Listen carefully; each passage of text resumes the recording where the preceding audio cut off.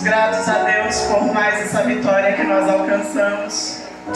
Como a igreja sabe, nós fizemos essa viagem, passamos 30 dias no Nordeste. O coração com vontade de ficar por lá porque é uma delícia, mas a gente tem que voltar à realidade, né? Precisamos trabalhar para o nosso sustento. Quando nós saímos daqui, eu falei para o pai, pai, eu não sei o que Deus vai fazer, mas essa viagem ela vai ser diferente. Falei, eu estou sentindo algo de Deus e algo que vai acontecer, mas eu não sabia o que. Viajamos, graças a Deus, passamos por diversos estados do nosso Nordeste, falando da palavra de Deus, onde nós passávamos dando testemunho de cristão, e através do nosso testemunho de vida, muitas vidas foram alcançadas. Passamos por algumas igrejas, louvamos a Deus, bendizemos o nome dele. O pai teve oportunidade para testemunhar, falar de Deus também. E voltamos. Só que eu voltei com aquele vazio. Você fala assim, Deus falou que ia fazer algo. Será que era para falar com quem já, né, era da igreja, estava pronto ali para ouvir? Mas eu voltei com vazio. Quando foi na sexta-feira, né? Sexta-feira retrasada, nós passamos na Bahia, né? Visitamos o tio do meu esposo. E ele tem um sítio, uma fazenda, não sei nem o que é. É muita terra. Que tinha de tudo lá, jaca, manga, um monte de frutas. E nós, né, parecia que tinha saído de São Paulo com a fome dos 70, chegamos lá e queríamos comer de tudo. Isso é fato. E eu e meu pai comemos muita jaca. Eu me fartei de jaca. Eu falei, não, a jaca em São Paulo é de 70 a 90 reais. Aqui tá de graça, vamos comer. Comemos bastante, tudo bem, ficamos bem, passamos a noite bem. No dia seguinte viajamos, logo pela manhã. Pegamos a estrada sentido São Paulo. E iríamos pernoitar em Montes Claros, Minas Gerais, e no dia seguinte chegaríamos aqui. Mas não era o plano de Deus, não era o que Deus queria. Quando nós estávamos voltando, por volta do meio-dia, mas pós o almoço, né, filhão? Eu chamo meu pai de filhão, gente. Pós o almoço, meu pai começou a se sentir mal. E foi se sentindo mal, foi ficando pior. Eu peguei meus aparelhos, fiz os sinais dele, vi que estava tudo bem. Falei, pai, mas o senhor está bem? Ele, minha filha, eu não estou bem. Aí nós paramos o carro na cidade de Medina, em frente a uma oficina mecânica. E o pai ficando ruim cada vez mais. Ele, minha filha, ora por mim agora. Ora agora, repreende o espírito da morte. E eu falei, meu Deus, o pai está tendo crise de ansiedade. Falei, não é lugar para ter crise de ansiedade, né? A gente está num lugar que a gente nem conhece, por que crise de ansiedade agora? Eu fiquei pensando assim, né? E ele, minha filha, repreende. Eu comecei a orar com a minha pequena fé. Eu comecei a repreender, Deus, tira isso da mente do meu pai. Ele está pensando coisa assim, Senhor, tira. Mas Deus, ele sabia o propósito, ele sabia o caminho, ele sabia o que ele queria fazer. O pai foi piorando. O pai começou a ter diarreia, o qual ele não conseguiu segurar. Eu falei, a coisa está ficando mais séria. Levamos ele, conversamos com um rapaz lá da oficina mecânica, e ele falou, ó, tem um pronto-socorro aqui perto, um hospital aqui perto. Vamos lá que eu levo vocês. Igreja, sem mentira nenhuma, quando nós chegamos lá, os médicos, enfermeiro, com a cadeira de roda, pronto para pegar meu pai. Como que eles sabiam? Eu estou toda arrepiada. Como que eles sabiam que ia receber meu pai? Eu não sei. Mas eles falaram, ó, ele está chegando, eu só ouvi isso. Ele está chegando. Pegaram meu pai, colocaram na cadeira, levaram lá para dentro. Enquanto eu abria a ficha, a mãe entrou com ele. Eu abri a ficha e saí correndo para lá, tirei a mãe de cena, porque a mãe é hipertensa também, se ela vê essas coisas, aí pronto. Ia ser 2 em estado grave. Meu pai, ele ficou muito ruim, a saturação dele baixou para 80, a pressão 20/13, batimento 140 e lá vai. Gente, eu vi meu pai morrendo, meu pai entortou a boca, enrolou a língua, virou o olho, aquele monte de médico em cima, e eu desesperado, eu só gritei, meu marido, ele veio, e ficou nós dois sofrendo lá dentro, e eu gritava, eu corria dentro falei, Senhor, o Senhor não me tirou de São Paulo para viver isso aqui com meu pai.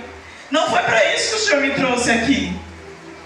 E os médicos colocaram um monte de remédio nele, colocaram ele no oxigênio, só o catéter não funcionou, teve que colocar ele na máscara para poder ele conseguir respirar melhor, e vomitando.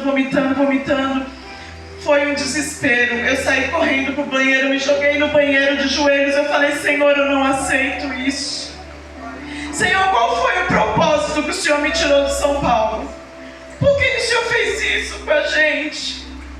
Foi muito desesperador. Você vê o seu pai pedindo socorro, minha filha, me socorre, o pai está morrendo, o pai está indo embora, o pai está morrendo.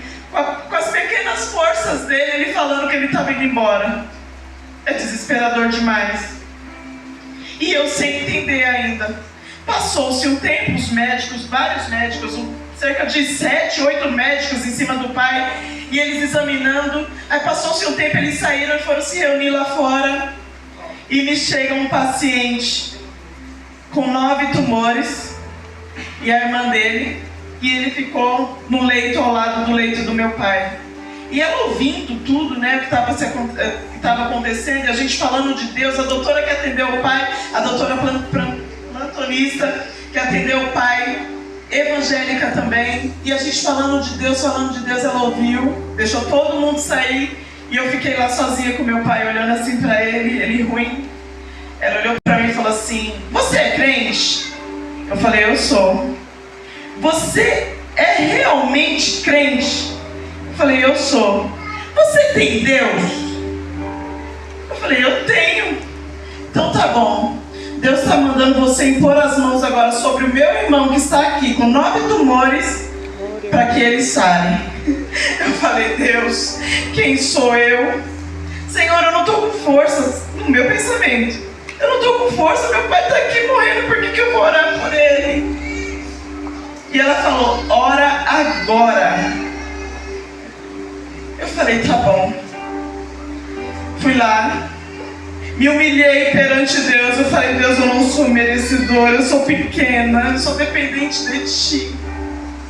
Eu sou falha, perdoa as minhas falhas, mas agora que não seja eu, mas que a Tua presença, já que eles estão sentindo, mas que a Tua presença alcance essa vida. Senhor, faça o Teu querer, a Tua vontade. O Senhor pode curar, mas também o Senhor pode libertar, salvar e levar. Pai, faça o Teu querer na vida deste homem, que a partir de agora, Senhor, ele não venha mais sofrer, que ele pare de gemer, porque o gemido dele estava agoniando a gente, ele gemia muito, era muita dor, e aquilo ali estava deixando a gente aflito. Irmãos, sem mentira nenhuma, o homem parou de gemer, nós começamos a conversar, até hoje eu mantenho contato com a irmã dele. Não sei o que Deus vai fazer, mas ela falou, ó, através da sua oração, eu quero esse Deus para mim. E ele no leito de dor, também sem conseguir falar direito, ele falou, eu também quero. Aonde que em sã consciência nós iríamos numa viagem parar em um hospital para orar por alguém? Nunca que faríamos isso. Mas o nosso Deus, ele criou situação, colocou meu pai no leito de dor, porque só eu vi, eu sei o que ele passou, para poder ir lá e alcançar 2 vidas para a honra e a glória dele, para que o nome dele fosse glorificado. E ela falou, através de você, eu vou falar para minha família. Ela pegou o celular e saiu ligando para um e para outro. Eu quero esse Deus e eu quero que vocês tenham esse Deus. E até hoje, irmãos, eu louvo a Deus por essa conquista. Glória a Deus. Mas não ficou por isso não, o inimigo não ficou satisfeito por eu ter feito isso, por eu ter orado por ele. Pela madrugada eu comecei a passar mal. Meus pais não sabem, eles estão sabendo agora. Eu passei tão mal que eu tive que também entrar no choro. Eu fui medicada, mas em nenhum momento eu fraquejei. Em nenhum momento eu blasfemei o nome do meu Deus. Eu falei, Tu és santo, Tu és digno, Tu és merecedor de toda a honra e toda a glória. Falei pra médica, eu falei, ó, vamos colocar o sorinho num ponto que fica escondido. Eu sentei numa poltrona fraquinha, porque a cidade de interior não tem suporte. Eu sentei numa poltrona ao lado dele, comecei a tomar soro e fiquei lá com o braço escondido. Meu pai não sabia disso. Mas Deus, Ele é o Deus da cura, Ele é o Deus do chá, Ele é o nosso socorro bem presente na angústia. E Ele foi dar e nos sustentou. Liguei pro meu esposo 4 horas da manhã, eu falei, amor, eu não tô aguentando mais. Tive que tomar 3 soros, porque eu também não parava de vomitar e diarreia e dor, muita dor. Meu esposo saiu do hotel onde eles estavam hospedados e veio, ficou com meu pai. Ele chegou, eu não estava sentada na poltrona, eu estava tentando deitar na poltrona, que eu já não tinha mais força. Ele ficou com meu pai, eu saí, e as enfermeiras me levaram para um outro leito. E eu fiquei lá só agradecendo a Deus. Porque Ele te coloca em situações que dói. Muitas das vezes o ai é tão grande, mas é para honrar a tua fé. Porque aquilo que Ele vai te colocar é muito grande, vai muito além do que você imagina. O que você está sonhando, o que você está almejando, é pequeno diante daquilo que Ele vai fazer por você. Então creia, nós estamos aqui para testemunhar, porque o pai ficou bem. Dentro do hospital o pai começou a evangelizar, falar de Deus para todo mundo. E é isso, voltamos, estamos aqui para a honra e a glória de Deus e continuar proclamando o nome dEle. Deus, Ele cria situações para que vidas sejam alcançadas. Então é através da tua boca, abre a boca, que Ele precisa abençoar outras vidas. Amém? Deus abençoe a todos que oraram por nós. Graças a Deus foi uma viagem, como eu falei, maravilhosa, perfeita, perfeita mesmo. Só esse pedacinho aí que nos abalou um pouquinho, mas o nosso Deus nos manteve em pé. Deus abençoe a igreja e feliz 2025 para todos. Amém.